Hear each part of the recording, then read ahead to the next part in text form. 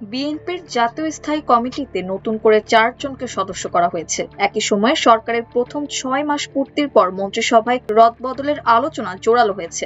ফলে দল ও সরকার দুই জায়গাতেই এখন নতুন করে আলোচনায় একাধিক নেতার নাম। শনিবার বিএনপির সহদপ্তর সম্পাদক মোহাম্মদ মনির হোসেইনের সই করা এক বিজ্ঞপ্তিতে জানানো হয়, দলের সাংগঠনিক গতিশীলতা বাড়াতে অ্যাডভোকেট রুহুল কবির রিজভী আহমেদ, মোহাম্মদ আমানুল্লাহ আমান, ফরহাদ হালিম এবং মোহাম্মদ ইসমাইল জবিউল্লাহকে জাতীয় স্থায়ী কমিটির সদস্য হিসেবে মনোনীত করা হয়েছে।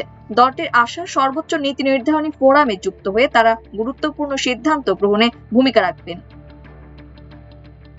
এর মধ্যে মন্ত্রিসভায় সম্ভাব্য রদবদল নিয়ে আলোচনা শুরু হয়েছে।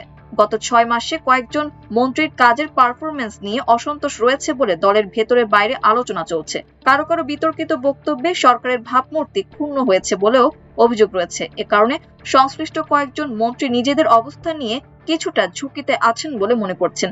তবে এখন পর্যন্ত এসব আলোচনা বিএনপির অভ্যন্তরীণ পর্যায়ে সীমাবদ্ধ। মন্ত্রিসভায় কে থাকবেন, কে বাদ পড়বেন কিংবা নতুন করে কারা যুক্ত হবেন, চূড়ান্ত সিদ্ধান্ত প্রধানমন্ত্রীর ওপরই নির্ভর করছে। সাম্প্রতিক কিছু গুরুত্বপূর্ণ সিদ্ধান্তে প্রধানমন্ত্রী তারেক রহমান সিনিয়র নেতাদের মতামতকে গুরুত্ব দিয়েছেন। মির্জা ফখরুল ইসলাম আলমগীরকে রাষ্ট্রপতি পদে মনোনয়ন দেওয়ার আগে তিনি দলের স্থায়ী কমিটির সদস্যদের পাশাপাশি সংসদের হুইপ ও কয়েকজন যুগ্ম মহাসচিবের সঙ্গে পৃথকভাবে আলোচনা করেন। ফলে মন্ত্রিসভা পুনর্গঠনের ক্ষেত্রেও সিনিয়র নেতাদের সঙ্গে পরামর্শের সম্ভাবনা দেখছেন অনেকে।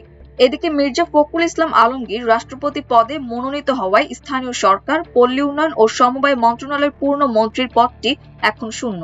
এই মন্ত্রণালয়ের দায়িত্ব কে পাচ্ছেন তা নিয়েও চলছে আলোচনা। গুঞ্জন রয়েছে, স্বরাষ্ট্রমন্ত্রী সালাউদ্দিন আহমদকে স্থানীয় সরকার মন্ত্রণালয়ের দায়িত্ব দেওয়া হতে পারে। সেক্ষেত্রে স্বরাষ্ট্র মন্ত্রণালয়ে নতুন মুখ আসতে পারে বলেও আলোচনা রয়েছে। সামাজিক যোগাযোগ মাধ্যম ও রাজনৈতিক মহলে আলোচনা রয়েছে, বর্তমান স্বরাষ্ট্রমন্ত্রী সালাউদ্দিন আহমদকে এই মন্ত্রণালয়ের দায়িত্ব দেওয়া হতে পারে।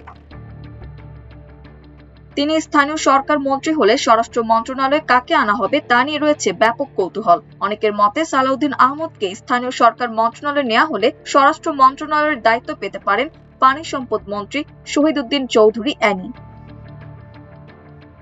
এছাড়া মিত্র দলের কয়েকজন নেতা এবং বিএনপির কয়েকজন সিনিয়র নেতাকে মন্ত্রিসভায় যুক্ত করার সম্ভাবনা নিয়েও রাজনৈতিক অঙ্গনে আলোচনা চলছে। বিজেপির চেয়ারম্যান আন্দালিব রহমান পার্থ, বিএনপির vice chairman doctor Asaduzzaman Ripon এবং নাগরিক ঐক্যের সভাপতি মাহমুদুর রহমানের নাম আলোচনায় রয়েছে।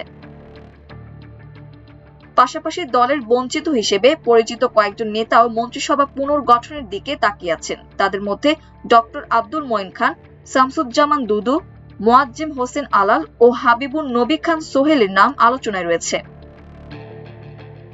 মাল্টিমিডিয়া ডেস্ক, আমার দেশ।